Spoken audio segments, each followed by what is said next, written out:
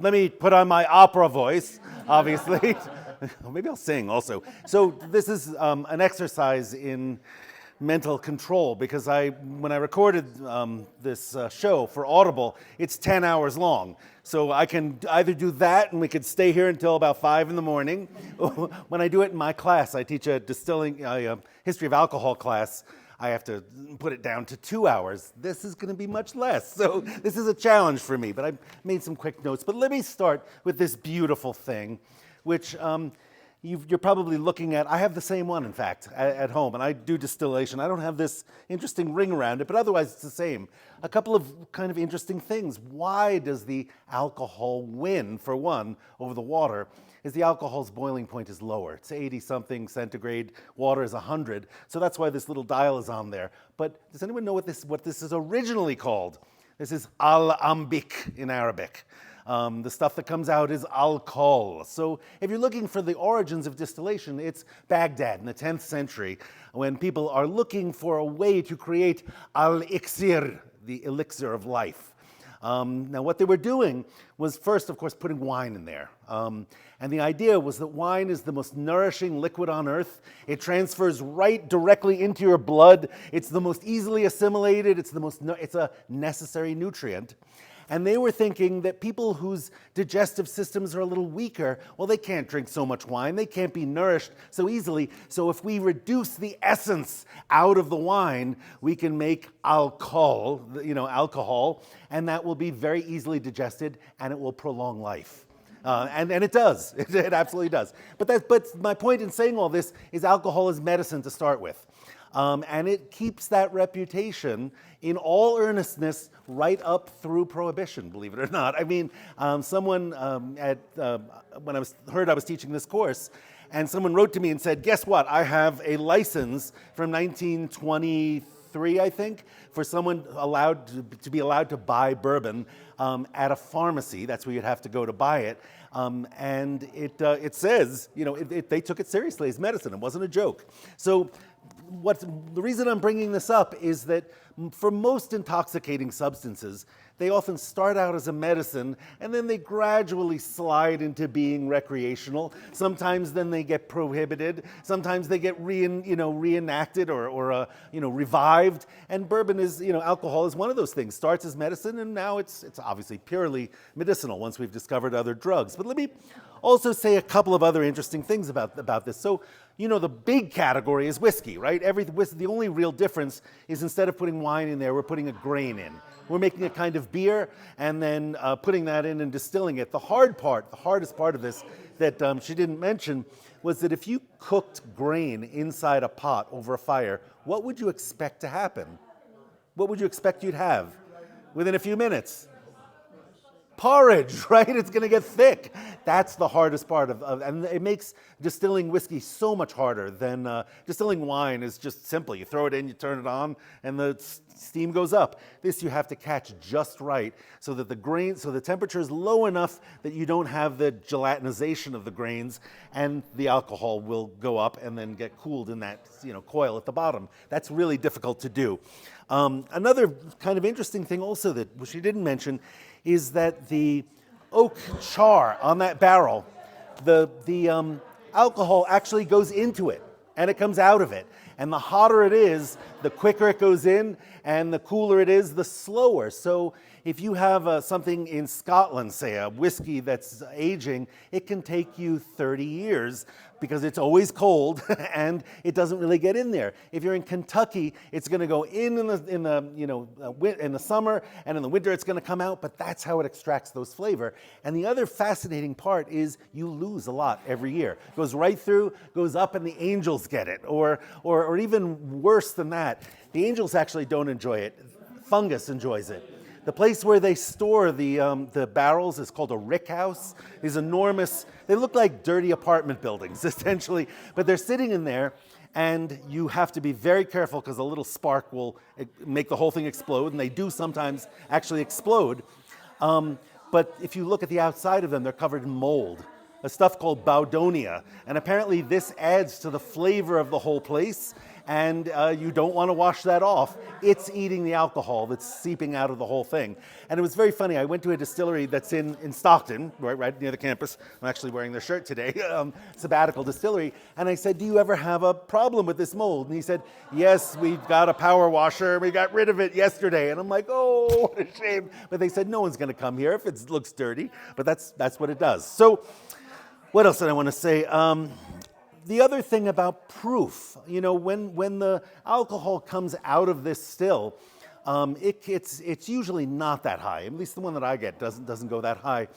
But the way you test how much alcohol is in it is you mix the alcohol with gunpowder and you light it on fire. If it ignites and burns very happily, it's 50 proof. That means it's half water and half alcohol. If it explodes, you're at 60, somewhere near 60%. If it fizzles, you're only about at 40. So that's what proofing means.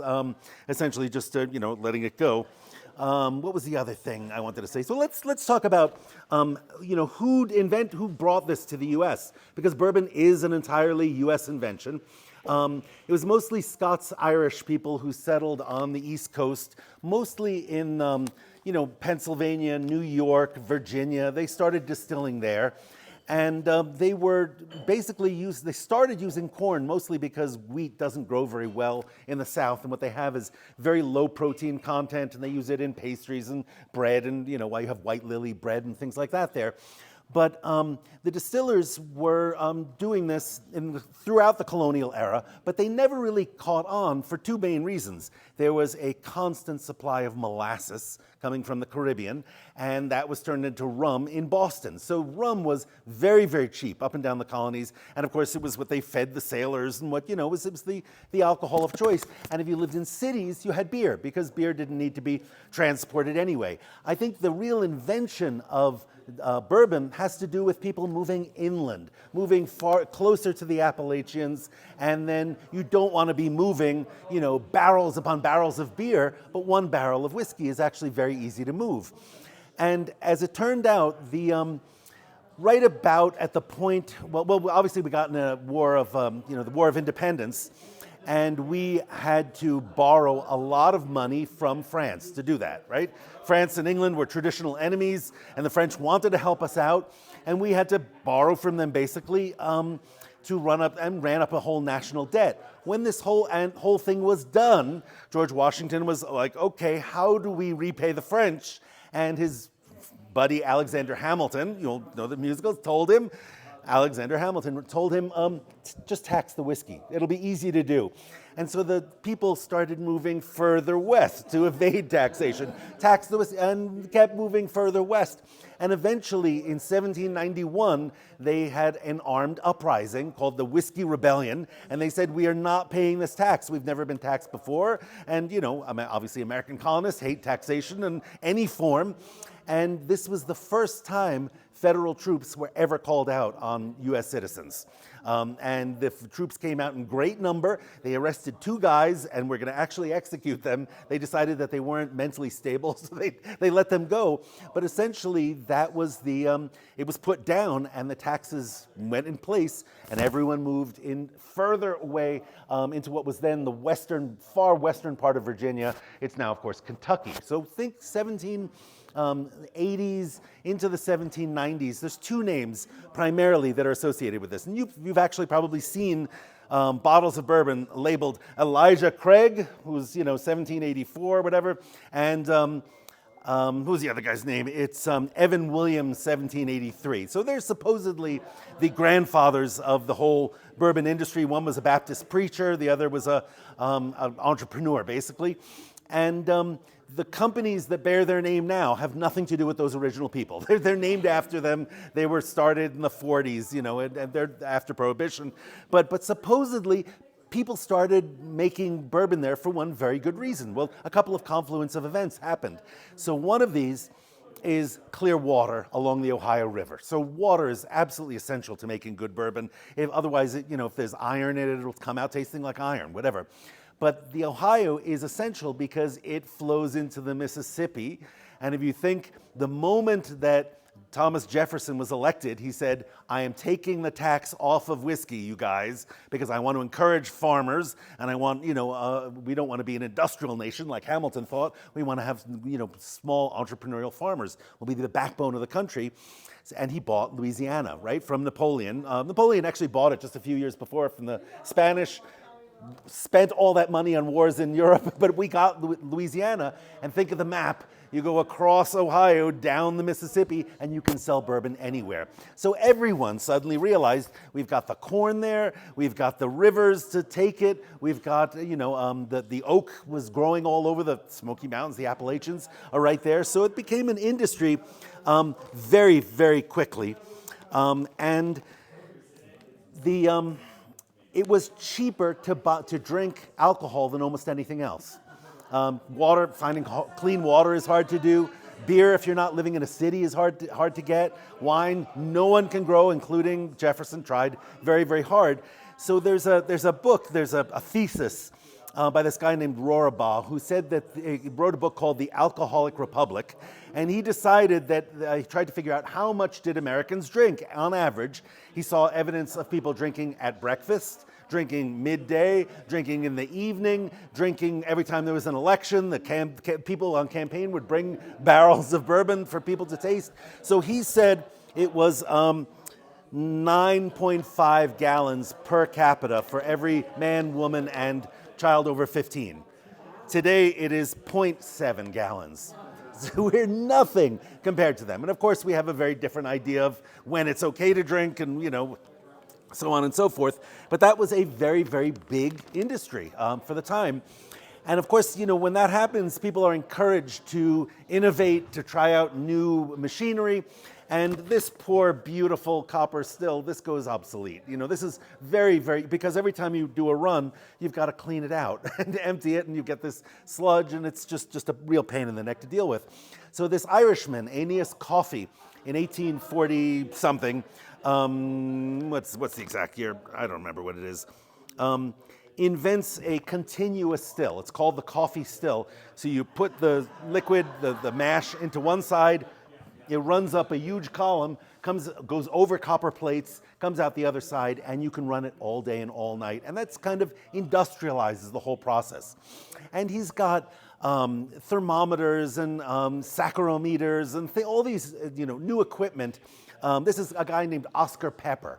And in fact, the bourbon that he made, he worked for a place called Old Crow.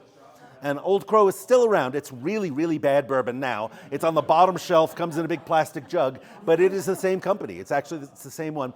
It was the renowned sort of bourbon, President Grant, who you probably know was an alcoholic, but that was his favorite brand. But the point is that this guy, Pepper, figured out how to improve and industrialize and mass manufacture bourbon. And of course they've got the steamships now that are going up and down the Mississippi, and it became an enormous industry is the point of all of this. 1840 is when the coffee still was invented.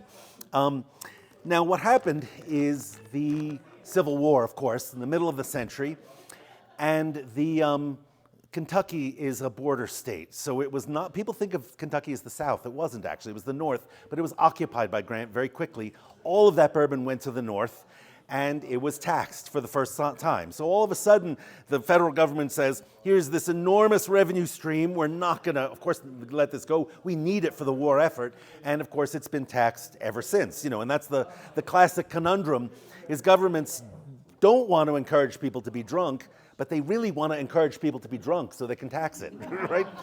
Which is, every state has to worry about that. So after the war, what happened is a lot of people figured out how to make grain-neutral spirits, okay? Just getting the alcohol really, really high, no flavor, no character. It's basically vodka, okay, but higher in proof.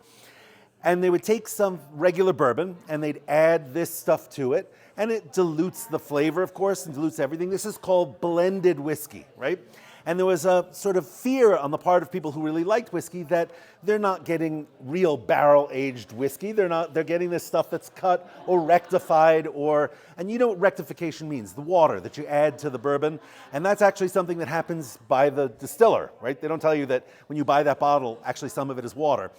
But they don't just dump water in, because if you do that, and in fact why you put ice in your bourbon and swish it around, is it releases the aromas. It smells much nicer, and suddenly if you pour it all in at once, all the aromas are going to dissipate and it'll be gone.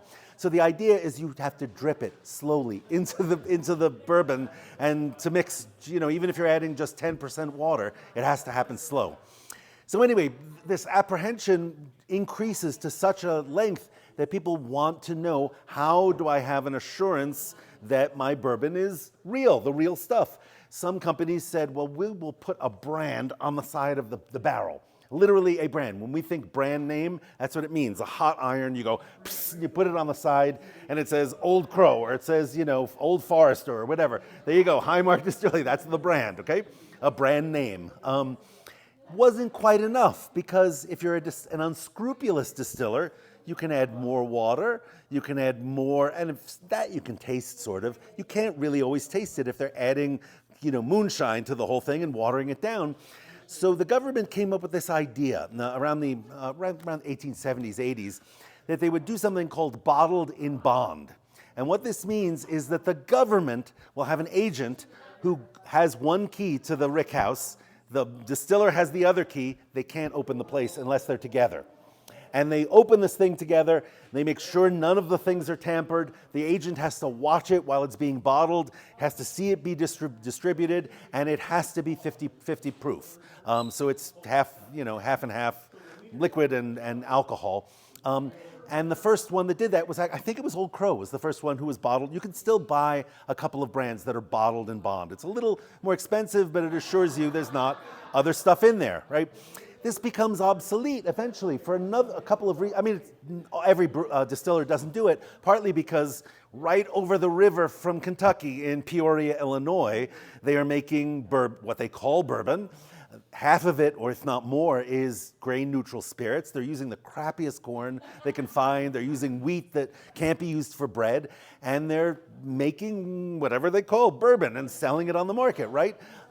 Remember, bourbon does not have to come from Bourbon, Kentucky, right? Bourbon County, in fact, has nothing to do with bourbon. There's no distillers in Bourbon County, Kentucky, which is weird. It probably, or it may actually come from Bourbon Street, where they were set in New Orleans, where the barrels were being sold and bottled and being sent off. That makes actually more sense.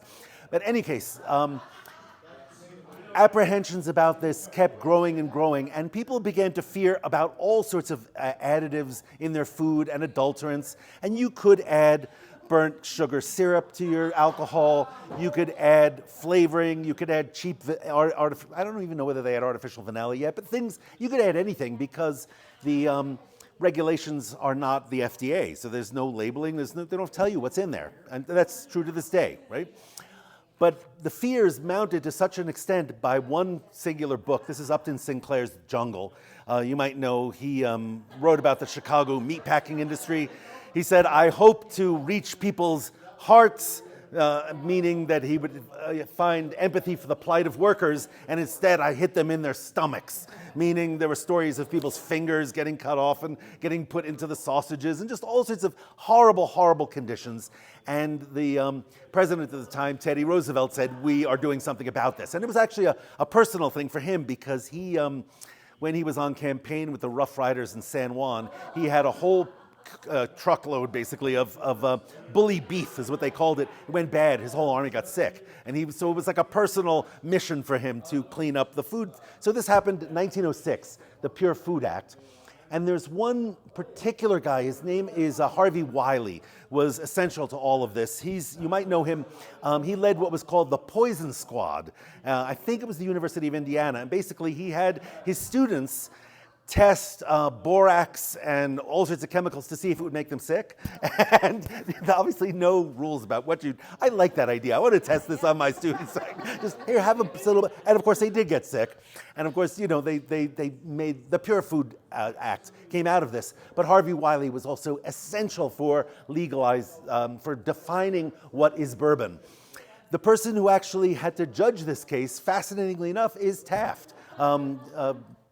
Teddy Roosevelt, he didn't die actually. He went out of office, Taft became president. Taft was a judge, and he said, I will personally sit on the bench to judge this case, because it's so important to me. He was a big bourbon drinker, big in lots of ways, but so what they decided that came out of this is a term called straight Kentucky whiskey, or straight whiskey. So if you see that on the label today, that means it cannot be blended. If it says blended on it, it means there's grain-neutral spirits in there, which is not necessarily a bad thing, but it just means the whole thing hasn't been sitting in a barrel, isn't necessarily aged. They said it has to be new charred oak barrels from America. We learned that part. It has to be aged 2 years. If it's bottled and bonded, it actually has to be 4 years.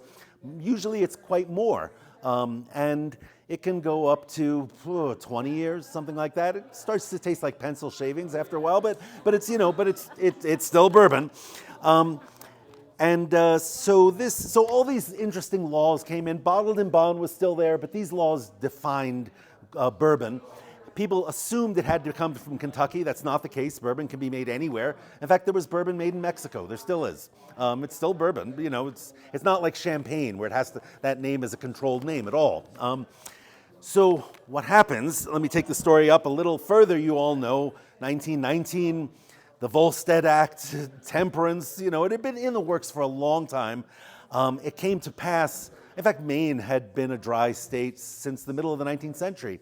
But it came to pass mostly because the women's Christian temperance movement and Andrew Carnegie and Rockefeller and all these big, powerful people were behind it, and they pushed it through. I don't think people wanted it. I don't think they understood. Certainly the people who were making beer didn't realize it would apply to them. So it was really kind of a disaster. And of course, everything went underground. The mob flourished because of this. They would have not just bootleggers. Bootleggers presumably puts the bottle in their boot, moonshiners, but rum runners, especially from the Caribbean across the frozen Great Lakes. So people just started bringing booze in from everywhere. And then they also started making it themselves.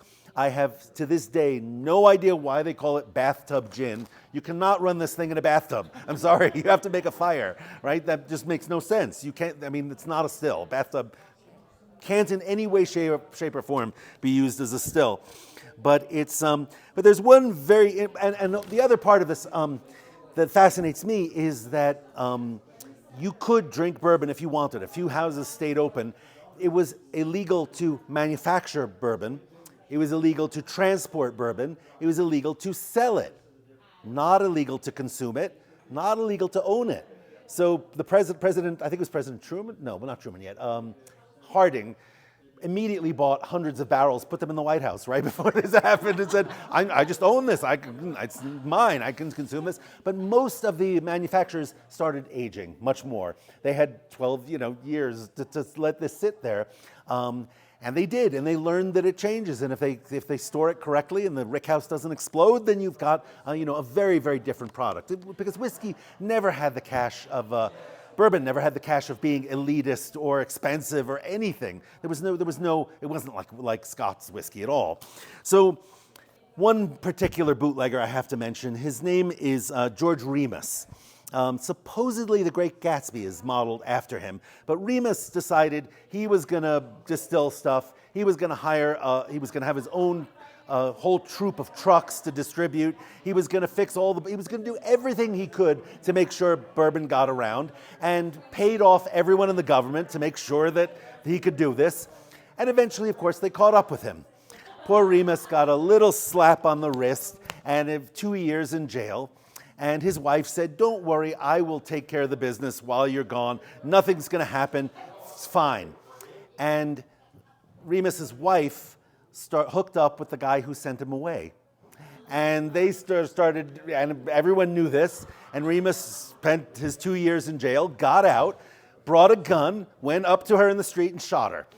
And they brought him before a court, and he said he's the first case of a person dismissed for temporary insanity.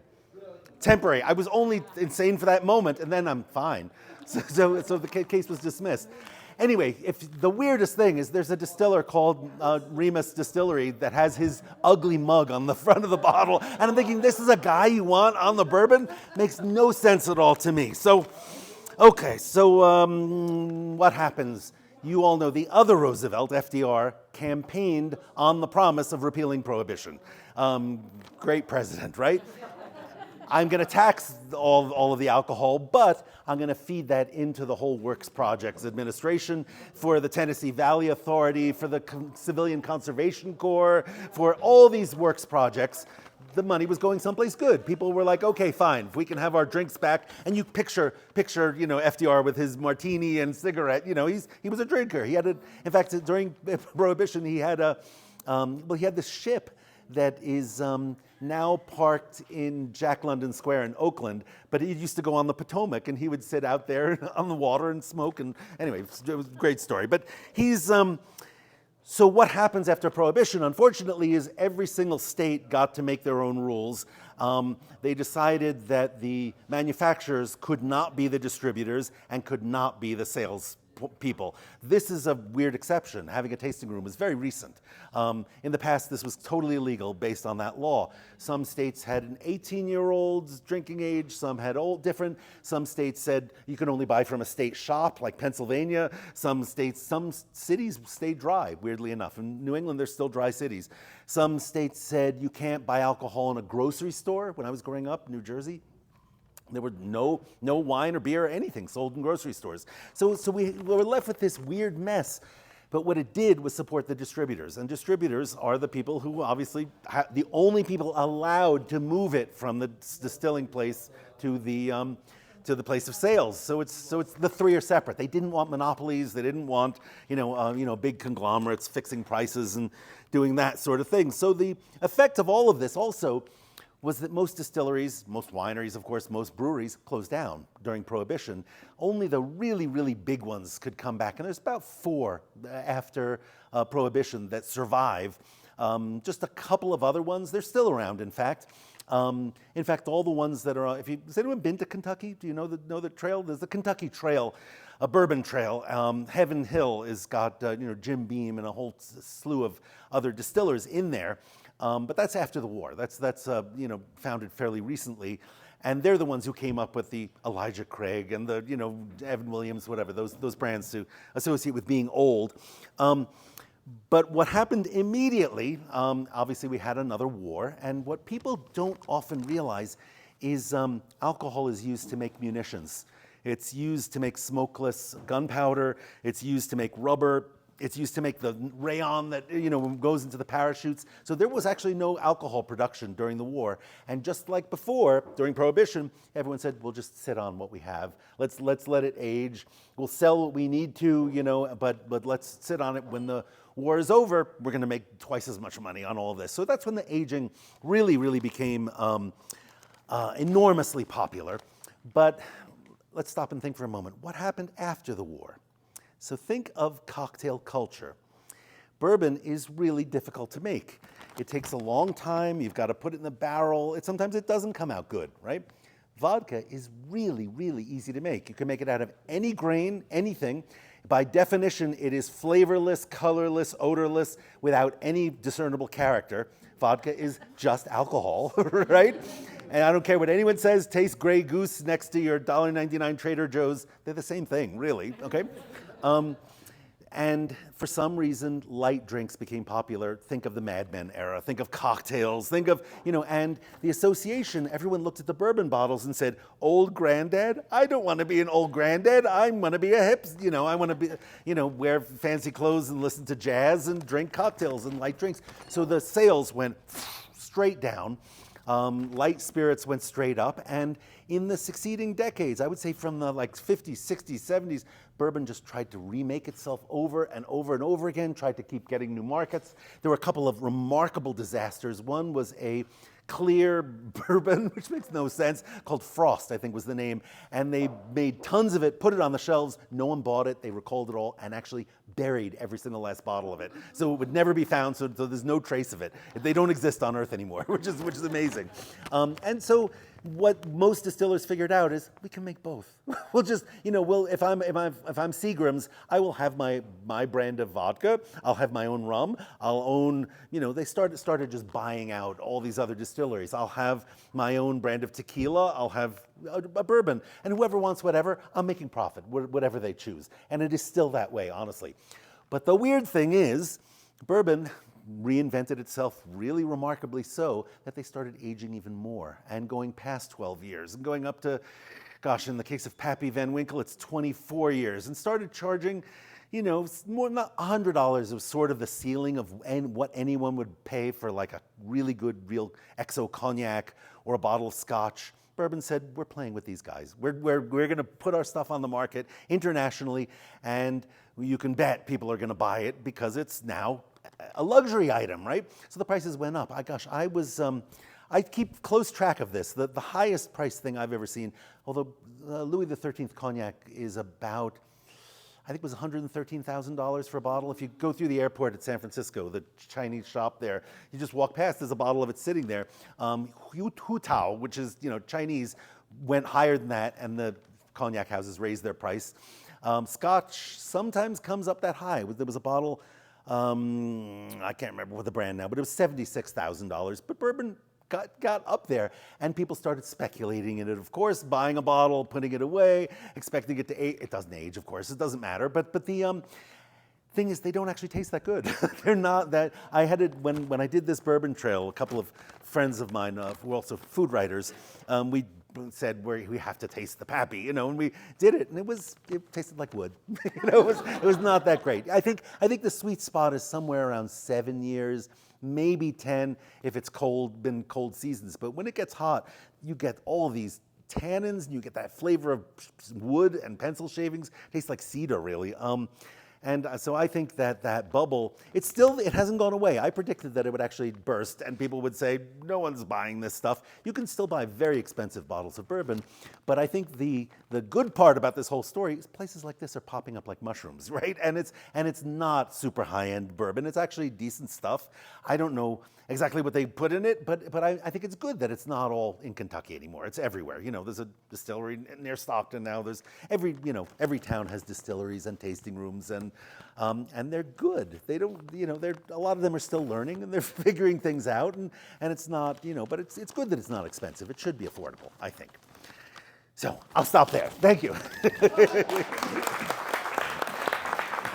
I can answer, I don't know how long I was supposed to speak, but I can keep going on. But if you have questions, just shoot. I might know the answer. A technical part of the distilling or the... What's your favorite bourbon, maybe? Silly question. Yeah. What did you taste in the bourbon we tasted tonight? Oh, yeah. Oh, it really wasn't enough for me, but I could have sworn I tasted banana to start with. I had banana on the mind for some weird reason. No, we were talking about banana's flavor in beer, and maybe that's why it just I was like, ooh, it was sweet and nice. I didn't pick up overly oaked, or anything. It was nice. It's light. It's very light and sweet and very drinkable. Yeah.